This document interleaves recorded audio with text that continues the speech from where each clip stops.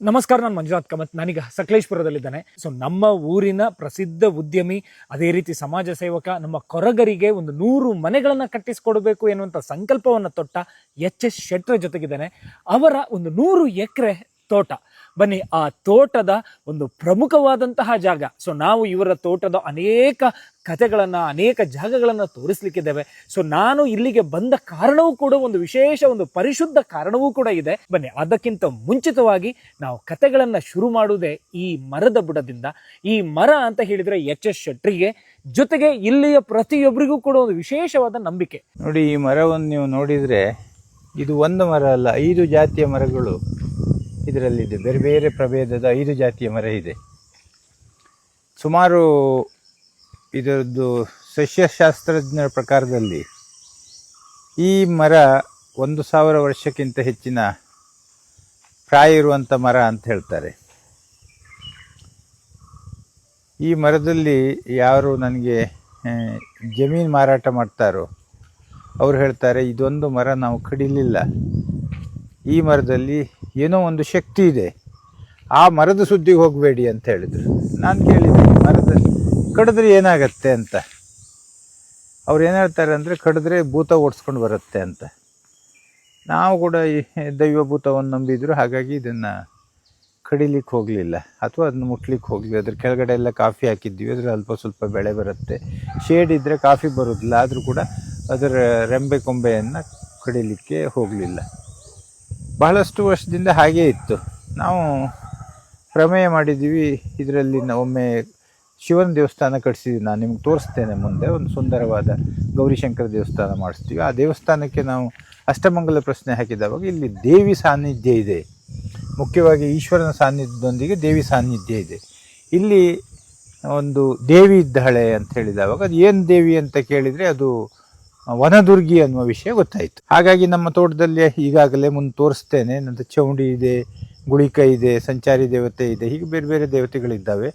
ಇದಕ್ಕೆ ಒಂದು ದೇವಸ್ಥಾನ ಕಟ್ಟಿಸ್ಬೇಕು ಅನ್ನೋ ಒಂದು ಪ್ರಮೇಯ ಮಾಡಿ ನಾವು ಮತ್ತೆ ಪುನಃ ಅಷ್ಟಮಂಗಲ ಪ್ರಶ್ನೆ ಹಾಕಿ, ನಂತರ ವಾಸ್ತು ಅವರನ್ನು ಕರ್ಕೊಂಡು ಬಂದು, ಶಿಲ್ಪಿಗಳನ್ನು ಕರ್ಕೊಂಡು ಬಂದು ಇಲ್ಲೊಂದು ಅದ್ಭುತವಾದ ದೇವಸ್ಥಾನ ಮಾಡಬೇಕು ಅನ್ನೋ ಒಂದು ಪ್ರಮೇಯ ಇಟ್ಕೊಂಡು ಕೆಲಸ ಶುರು ಮಾಡಿದ್ದೀವಿ. ಕೆಲಸ ಶುರು ಮಾಡಿದವಾಗ ಇದೊಂದು ಬಹಳಷ್ಟು ಅದ್ಭುತವಾದ ವಿಚಾರ. ಅಂದರೆ ಸರ್ವೆ ಕೆಲಸ ಮಾಡ್ತಾ ಇರುವಾಗ ಕೆಲವು ಶಕ್ತಿಗಳು ನಮಗೆ ಗೋಚರಿಸಿಕೊಂಡು, ಅದು ಒಂದು ದೇವಿ ಸ್ವರೂಪದಲ್ಲಿ, ಒಂದು ಹೆಂಗಸು ಅಂದರೆ ಒಂದು ದೇವಿ, ಅದು ಬಂದು ನಮ್ಮ ಎಂಜಿನಿಯರ್ಸ್ ಒಂದಿಗೆ ಸಂಜೆ ಕಾಲದಲ್ಲಿ ಮಾತಾಡಲಿಕ್ಕೆ ಶುರು ಮಾಡಿತ್ತು. ಭಾಳ ವಿಶೇಷ. ಅಂದರೆ ನೀವು ಇಲ್ಲಿ ದೇವಸ್ಥಾನ ಮಾಡಬೇಡಿ, ನೀವು ದೇವಸ್ಥಾನ ಮಾಡಬಾರ್ದು, ದೇವಿ ಈ ಮರದಲ್ಲಿ ಸಂತೋಷದಲ್ಲಿದ್ದಾಳೆ, ಅವಳಿಗೆ ಯಾವುದು ಪೂಜೆ ಪಾಠ ಏನು ಬೇಡ, ನಾವು ಅವರ ಸೇವಕರು, ನಾವು ಇದ್ರ ಪೂಜೆ ಮಾಡಿಕೊಂಡು ಇರ್ತೀವಿ, ಹಾಗಾಗಿ ನೀವು ಇದಕ್ಕೆ ಮುಟ್ಲಿಕ್ಕೆ ಹೋಗಬೇಡಿ ಅಂತ. ನಾವಿಲ್ಲೊಂದು ನೇಚರ್ ಕ್ಯೂರ್ ಹಾಸ್ಪಿಟ್ಲ್ ಮಾಡಬೇಕು ಅಂತ ಬಹಳಷ್ಟು ಖರ್ಚು ಮಾಡಿದ್ದೀವಿ. ರೋಡಿನಿಂದ ಹಿಡಿದು, ಫೌಂಡೇಶನ್ನಿಂದ ಹಿಡಿದು. ಅದು ಮಾಡಬಾರ್ದು, ಇಲ್ಲಿ ಪ್ರಕೃತಿ ಹಾಳಾಗತ್ತೆ ಅನ್ನೋ ಒಂದು ಸಂದೇಶವನ್ನು ದೈವಗಳು ಕೊಟ್ಟು ಹೋಗ್ತವೆ. ಆ ದೈವಾಜ್ಞೆ ಪ್ರಕಾರ ನಾವು ಎಲ್ಲ ಕೆಲಸವನ್ನು ಇವಾಗ ಬಂದ್ ಮಾಡಿದ್ದೀವಿ. ಇವಾಗ ನಾವು ಇಷ್ಟೇ, ಕೈ ಮುಗಿಯುವುದಷ್ಟೇ, ಅದಕ್ಕಿಂತ ಹೆಚ್ಚು ಏನು ಮಾಡ್ತಾ ಇಲ್ಲ. ಯಾಕಂದರೆ ಇದು ದೈವಗಳು ಯಾವುದು ಏನೆಲ್ಲ ಹೇಳಿದ್ದೀವೋ ಅದ್ರ ಪ್ರಕಾರ ನಾವು ಈಗ ನಡ್ಕೊಳ್ತಾ ಇದ್ವಿ.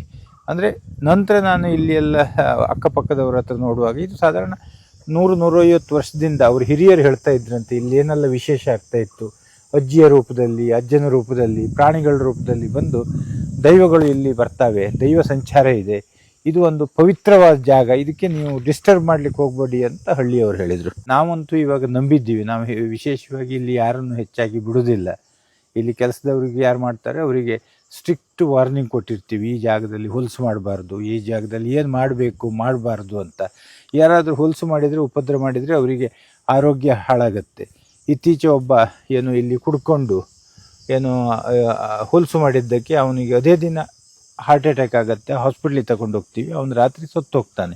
ಗೊತ್ತಿಲ್ಲ ಅದು ದೇವಿ ಮಹಿಮೆನ ಅಥವಾ ಅವನ ಆರೋಗ್ಯನೂ ಅಂತ. ಆದರೆ ನಾವು ನಂಬೋ ಪ್ರಕಾರ ಆ ಕಾರಣದಿಂದ ಅವನಿಗೆ ಆ ದಿನ ಹಾರ್ಟ್ ಅಟ್ಯಾಕ್ ಆಯಿತು ಅಂತ. ಇದು ಈ ಜಾಗದ ವಿಶಿಷ್ಟತೆ. ನಿಜ, ಪ್ರಕೃತಿಯೊಂದಿಗೆ ಬಂದಂತಹ ಒಂದು ನಂಬಿಕೆ. ಸೊ ಪ್ರಕೃತಿಯ ಸಂರಕ್ಷಣೆಯೂ ಹೌದು, ವನದುರ್ಗೆಯ ಒಂದು ಆರಾಧನೆ. ಅವಳು ಯಾವ ರೂಪದಲ್ಲಿ ಇದ್ದಾಳೆ, ಅದು ದೈವಗಳು ಅಥವಾ ಬೇರೆ ಏನಾದರೂ ಶಕ್ತಿನೋ ಅಂತ ನಮ್ಗೆ ಗೊತ್ತಿಲ್ಲ. ಆದರೆ ದೈವಗಳಾದ ನಾವು ದಕ್ಷಿಣ ಕನ್ನಡದವ್ರು, ನಮ್ಗೆ ಗೊತ್ತಿದೆ ದೈವಗಳನ್ನು ನಾವು ಪೂಜೆ ಮಾಡ್ತೀವಿ, ಪಾತ್ರಿಗಳು ನರ್ತಕರು ಇರ್ತಾರೆ. ಆದರೆ ಇದು ಹಾಗಲ್ಲ, ಪ್ರತ್ಯಕ್ಷವಾಗಿ ಬಂದು ಮಾತಾಡುವಂಥ ಒಂದು ದೈವಗಳು. ನಮಗಿಲ್ಲಿ ಬಹಳಷ್ಟು ಉಪದ್ರ ಆಗ್ತಾ ಇತ್ತು ಮೊದಲು. ಟ್ರ್ಯಾಕ್ಟರ್ ಆಕ್ಸಿಡೆಂಟ್ ಆಗೋದು, ಜನರು ಸೂಸೈಡ್ ಮಾಡ್ಕೊಳ್ಳೋದು, ಅದು ನಾವು ಇದನ್ನು ನಂಬಿ ಪೂಜಾ ಪಾಠ ಎಲ್ಲ ಮಾಡಿದ ಮೇಲೆ ಮೆಷಿನ್ ಹುಗಿದು ಹೋಗೋದು, ಮೋಟ್ರುಗಳು ಪಟ ಪಟ ಪಟ ಪಟ ಪಟ ಸುಟ್ಟು ಹೋಗೋದು, ನಾವು ರಿಪೇರಿ ಮಾಡಿ ಹೋಗೋದು, ಮೋಟ್ರ್ ಸುಟ್ಟು ಹೋಗೋದು, ಹೀಗೆ ಸಿಕ್ಕಾಪಟ್ಟೆ ಉಪದ್ರ ಆಗ್ತಾಯಿತ್ತು. ಇದೆಲ್ಲ ನಾವು ನಂಬಿ ಇವಾಗ ಪೂಜಾ ಪಾಠ ಎಲ್ಲ ಅವುಗಳೇ ಹೇಳ್ಕೊಟ್ಟು ಹೋಗಿದ್ದೀವಿ, ಯಾವ ಲೆಕ್ಕದಲ್ಲಿ ಪೂಜೆ ಮಾಡಬೇಕು, ಯಾರು ಮಾಡಬೇಕು ಅಂತ. ನಾವೇ ಪೂಜೆ ಮಾಡೋದು, ನಮ್ಮ ಅಡುಗೆಯವರು ಅಥವಾ ನಮ್ಮ ಕೆಲಸದವರು ಪೂಜೆ ಮಾಡ್ತಾರೆ. ಅದಕ್ಕೆ ಹೇಳಿದ ಪ್ರಕಾರ ಎಲ್ಲ ನೈವೇದ್ಯ ಮಾಡಿ, ಅದಕ್ಕೆ ದೀಪ ಹಚ್ಚಿ, ಬಾಳೆಲೆ ಹಾಕಿ, ಇದೆಲ್ಲ ಮಾಡಿ ಶೃಂಗಾರ ಹೂವು. ನಾವು ನಮ್ಮಲ್ಲಿ ಸಿಂಗಾರ ಅಂತ ಹೇಳ್ತಾರೆ, ನಿಮ್ಮಲ್ಲಿ ಪಿಂಗಾರ ಹೇಳ್ತಾರೆ. ನಾವು ಮೊದಲು ಸೇವಂತಿಗೆ ಮಲ್ಲಿಗೆಲ್ಲ ಹಾಕ್ತಾ ಇದ್ವಿ. ಅವೇ ಬಂದು ಹೇಳುವಾಗಿದ್ದ ನಮಗೆ ಅದೆಲ್ಲ ಸೇವಂತಿಗೆ ಮಲ್ಲಿಗೆ ಎಲ್ಲ ಬೇಡ, ಅದಕ್ಕೆ ಎಲ್ಲ ಇದು ಹಾಕ್ತಾರೆ, ಯಾವುದು ಪೆಸ್ಟಿಸೈಡು ಬೇರೆ ಬೇರೆ.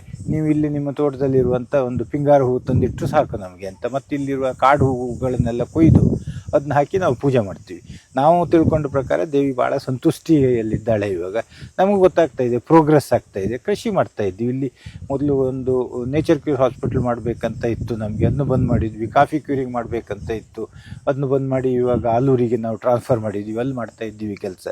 ಇಲ್ಲಿ ಒಂದು ಪ್ರಕೃತಿಗೆ ಸಂಬಂಧಪಟ್ಟಂಥ ವಿಚಾರ ಬಿಟ್ಟರೆ ಮತ್ತೇನು ಇವಾಗ ಮಾಡ್ತಾ ಇಲ್ಲ.